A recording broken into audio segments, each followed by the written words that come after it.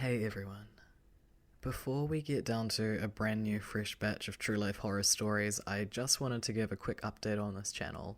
A few of you have touched base just to check that I'm still making content since I haven't uploaded anything in like 2 months. Sorry about that.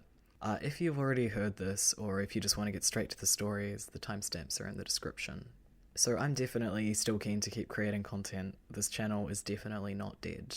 I really enjoy doing narrations and interacting with you guys. It's such an honor to be given permission to narrate and share your personal experiences, and I really want to do you justice. Making really good videos with proper editing and effects takes a lot longer than I expected it would when I first started doing this. Also, my life is pretty hectic. I work a really demanding job with Child Protective Services. I love it, but it's really long hours and it's just really draining. I'm also engaged to someone who is massively out of my league, and I had a huge surgery in June and I'll need more in January, which is always a lot of fun. I'm hoping to get into a position soon where I upload regularly. That's like the dream. In addition to all of the scary true life stories from Let's Not Meet that you guys have given me permission to narrate, I've also had requests come through to read people's creepypastas. I'm really excited to expand my focus to that kind of thing too. If you have a creepypasta that you'd like me to share, please do let me know. The email and everything is in the description. I'm also looking at doing some mini docos on famous serial killers. I'm from New Zealand, if you couldn't tell, and there's a lot of weird shit that goes down here. So, with all that in mind, if you haven't already, I'd recommend subscribing, so that until I get to the point where I'm uploading all the time, you don't miss it when I rise back from the dead, or maybe out of the mausoleum. Get it? Because the channel is Mr. Yeah, okay, I'll shut up and give you what you're here for. Peace. I was 18 years old and on my way home to California on summer break after my sophomore year of college. I had a 9-hour car ride ahead of me and I stocked up on energy drinks, soda and snacks for the ride home. I left school late after dinner with friends and planned on driving into the night. I'm making good time and I'm around 3 or so hours from home, which was Yuba City at the time. I am an hour outside Reno and on a lonely stretch of road when it happened. I suddenly get the urge to pee, those energy drinks I chugged coming back to haunt me. I kick myself in the arse for not stopping when I had gassed up 45 minutes before. I saw a sign that advertised a rest stop coming up, and so I drove the few miles to the sign then pulled in. Parked in the parking lot was a ratchet-looking sedan, and on the other side of the lot a Sprinter-type van. I quickly got out and hurriedly jogged to the restroom before I peed myself. I was flushing when I heard someone enter and I froze. I'm in decent physical shape, and I work out quite often, but for a guy I'm on the smaller side. I'm only 5'7" and about 160 pounds. So I am bracing myself for some Michael Myers type shit when I open the door and see an average Joe looking guy. He looked up and gave me a friendly smile, then stepped over to the urinal. I washed my hands and was getting ready to leave when he starts talking. His voice was gravelly and low, so I couldn't hear him the first time. "You like dogs, man?" He asked me that as he washed his hands. He was wearing those coveralls mechanics wear and he had grease stains on them. My creeper meter starts beeping. I shoot him a friendly smile and say to him as I leave the bathroom, "Yeah man, dogs are cool." Well, that was the wrong thing to say because he comes following me out the door almost on my heels. "I got a new puppy. You wanna see him? He's really cute." Now I'm freaking out. My keys are in one hand and my cell phone is in the other. I called back to him in a shaky voice. "No thanks man, gotta get going." I'm getting into my car when he grabs the door trying to open it wider. The dude was strong and he's a good few inches smaller than me. I start my car and put my phone to my ear, and what he said next caused me to almost crap my pants. "By the time the cops get here, you'll already be dead." With that, I kicked out at his stomach, and thank fuck it connected. He let go of the door and he fell on his ass. I then locked the doors and screeched the fuck out of that rest stop. I saw him scramble for his car, but I didn't stay around to watch. I took off like a bat out of hell. I was a nervous wreck for the next 3 hours, thinking he was going to follow me home and finish me off. When I got home, I told my dad, who had stayed up to wait for me, what happened, but he talked me out of calling the authorities. I made sure to take an entirely different route when I went back to school in the fall. Because of that, I've never stopped another rest stop ever again. So dude, wherever you are, I do not want to see your goddamn puppy.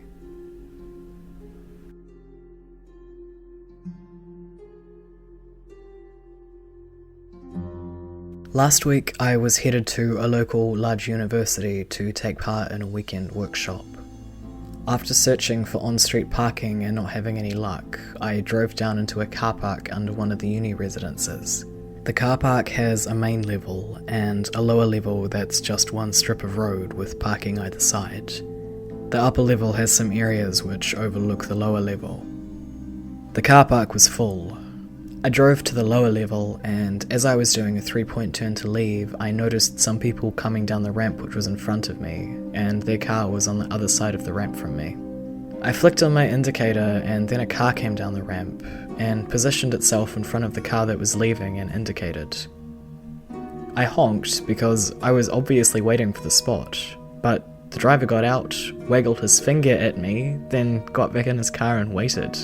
I should say at this point, he looked like a reasonably well-to-do middle-aged man. He drove a nice car, he was wearing basketball clothes and shoes that looked expensive. There are basketball courts and a gym nearby.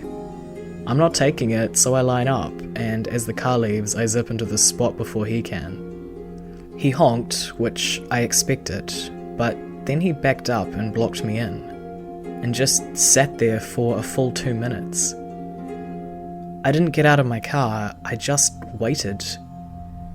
I was a bit shaken, so I sat there for a minute, and this guy comes up to the ledge overlooking my car and looks at me. I had glanced briefly when I noticed someone walking, but looked back down as soon as I saw it was him. I just kept looking at my phone, and he stood there for ages.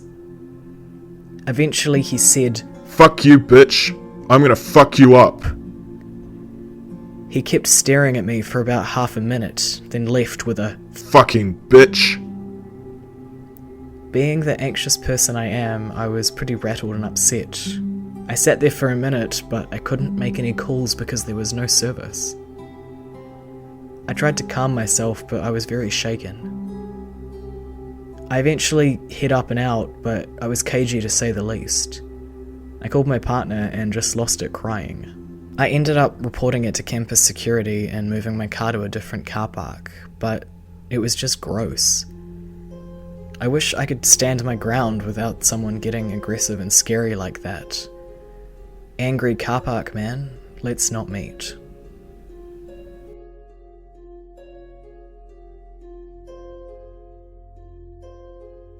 So it's really late, but this just happened and no one I know is awake.